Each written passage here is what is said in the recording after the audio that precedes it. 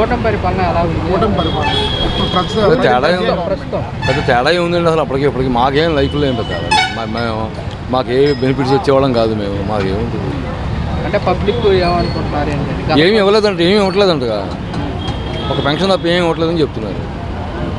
అంటే వైసీపీ అన్నమాట నా ప్రభుత్వం కనుక అధికారంలోకి వస్తే మేము వైసీపీ పేదవాళ్ళ ప్రభుత్వం ఉండదు, వైసీపీ పేదవాళ్ళ ప్రభుత్వం, ఇది డబ్బు తేడా. మరి ఇప్పుడు జగన్మోహన్ రెడ్డి సంక్రాంతి నుంచి ప్రజల్లోకి వస్తామని చెప్తున్నారు. రావాలి, రాకపోతే అపోజిషన్ లేకపోతే డెమోక్రసీ అంటేనే అపోజిషన్ కదా, ఉండాలి అపోజిషన్ ఉండాలి, బలమైన అపోజిషన్ ఉండాలి. ఎవరు అడగకపోతే ఎవరు అడుగుతారు? మనం అడగలంగా, ఇక్కడ నుంచి నేనేం అడుగుతాను, వాళ్ళే అడగలుగుతారు. మరి ఇప్పుడు మాకు 40% ఓటు బ్యాంక్ ఉంది, ప్రజలు ఎంత మా వైపే ఉన్నారు, మేము చేసిన పథకాలు ఇంకా గుర్తు పెట్టుకుంటున్నారని చెప్పేసి వైసీపీ అంటున్నారు. నిజానంటారా? ఖచ్చితంగా కదా, చేయలేదంటారా? చేశారు కదా, చేశారు, పథకాలు బ్రహ్మాండంగా ఇచ్చారు కదా. మరి కాదండి, ప్రజలకి ఇన్ని పథకాలు ఇచ్చేసి మరి 11 సీట్లకి పరిమితం అయిపోవటం అంటే మీరేమంటారు? ప్రజలకు అది మన ప్రజలను అడగాలి. మనం ఎందుకు వచ్చిందనేది మనకు తెలియదు. అది ప్రజలు అది మా స్టన్నింగ్ అది అసలు. చంద్రబాబు నాయుడికి జగన్మోహన్ రెడ్డికి అర్థం కాదు, నాకు అర్థం అవుతుందా చెప్పండి? జగన్మోహన్ రెడ్డి గారికి అర్థం కాదా ఏమైందో, మన సామాన్యులకి ఏం అర్థం అవుతుంది? నాకు తెలిసింది ఒకటేనండి, ఈ పాలిటిక్స్ మీకేదంటే అంటే వీళ్ళేమో పైనుంచి మేము ఇంప్లిమెంట్ చేస్తూనే ఉన్నారు, కానీ గ్రౌండ్ లెవెల్లో జనాలకు అందలేదు. ఎవరికి ఏ టైంలో? జగన్ టైంలోనే. ఎప్పుడు అందలేదు సార్, నాకు తెలిసి అలాంటి కంప్లైంట్లు ఎప్పుడు రాలేదు. నేను వైసీపీ ప్రభావాలుగా చెప్తున్నాను అనుకోకండి, ఎవరు బాగా చేస్తే వాళ్ళే. చంద్రబాబు నాయుడు గారు మంచి అడ్మినిస్ట్రేటర్, ఎవరు కాదంటారు? కాదన్నారు. జగన్మోహన్ రెడ్డిలో ఇంకా మెచ్యూరిటీ రాలేదు, నెక్స్ట్ టైం మెల్లిగా వస్తుంది ఆయన కూడా. ఈసారి ఆయన కూడా ఏం పథకాలు ఇవ్వకుండా ఎక్కడికక్కడ ఎలక్షన్ ముందు ఇస్తాడు జగన్లాగా తెలివిగా. ఇంకా మెచ్యూరిటీ రాలే ఆయన. అంటే ఇప్పుడు 2019 ఎన్నికల ముందు పాదయాత్ర చేసి ప్రజల్లోకి వచ్చారు, 151 సీట్లు వచ్చినాయి. మరి ఇప్పుడు ప్రజల్లోకి వస్తున్నారు, దీనివల్ల మరి ఏమన్నా వైసీపీ పార్టీ పుంజుకునే అవకాశం ఉంటుందంటారా? ఖచ్చితంగా ఉంటుందండి. ఎప్పుడు ఒక పార్టీ ఉంది, ఎప్పుడైనా మన రాష్ట్రంలో మారుతూనే ఉంటున్నాయి కదా, ఎప్పుడు మారుతున్నాయి కదా. ఇంకా ఎవరో ఓడించలేని కొన్ని రోజుల్లో ఓడిపించలేదు, తెలుగుదేశం ఓడిపోలేదు దారుణంగా అంతకుముందు. ఇప్పుడు వైసీపీ ఓడిపోయింది. కాకపోతే జనాలు ఏంటంటే వన్ సైడ్గా వేస్తున్నారు ఎప్పుడు, అది ఒకటే ఉంది రాష్ట్రంలో కొత్త ట్రెండ్ అది.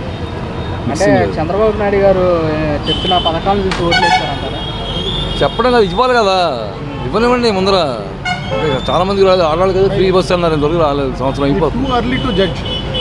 అంటే పథకాలు ఏమి ఇవ్వలేదు కదా, చెప్పారు అంతే, ఇంకా ఇవ్వలేదుగా. అంటే జగన్మోహన్ రెడ్డి పేదలకు పథకాలు పెట్టేసి ఖజానా మొత్తం ఖాళీ చేశాడు, అందువల్ల ఇవ్వలేకపోతున్నాం. పేదలు బతకద్దా? పేదలు బతకాలి కదా.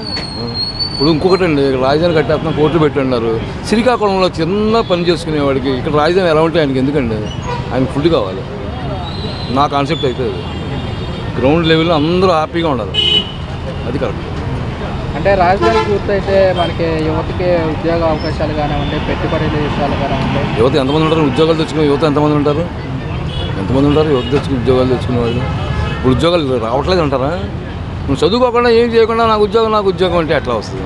సరిగ్గా చదవడు, పరీక్ష రాయడు, ఉద్యోగం ఎలా వస్తుంది? ఉద్యోగం చేసుకోవట్లేదు, మేము చేయలేదా? ఎప్పుడు ఇంకోటి చెప్తున్నాను, 50 ఏళ్ళ క్రితమే 1956లో వచ్చింది ఒక సినిమా, అదుపులేని నిరుద్యోగం ఇంకొక వైపు అని. అప్పటి నుంచి ఉంది ప్రాబ్లం, కొత్తగా వచ్చింది ఏమి కాదు. జగన్మోహన్ రెడ్డి టైంలో, రాజశేఖర రెడ్డి గారి టైంలో, చంద్రబాబు టైంలో వచ్చింది కాదు.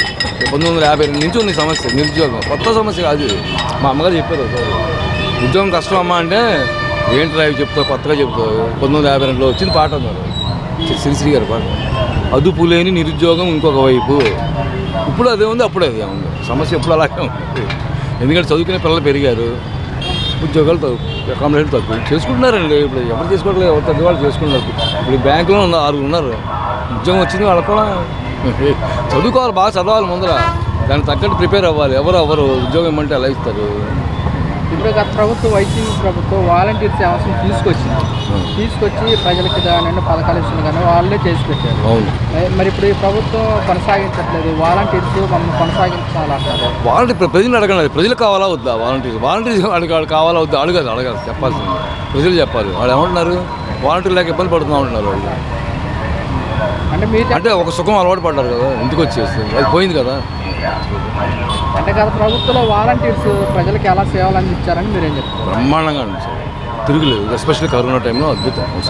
నేను చూశాను, ప్రాక్టికల్ చాలా బాగా చేశారు, ఎవడో ఒకరిద్దరు చెత్తగా చేసిన మిగిలినంత బాగా. అంటే వాలంటీర్స్ కూడా అంటున్నమాట, మాకు రాజకీయ రంగం పొలవద్దు, మమ్మల్ని కొనసాగించండి అని చెప్పి. అసలు రాష్ట్రంలో రాజకీయ రంగు పొలం ఏది ఉంది? మీరు వద్దంటే మానేస్తారా? దేనికి రాజకీయం ఉండదు.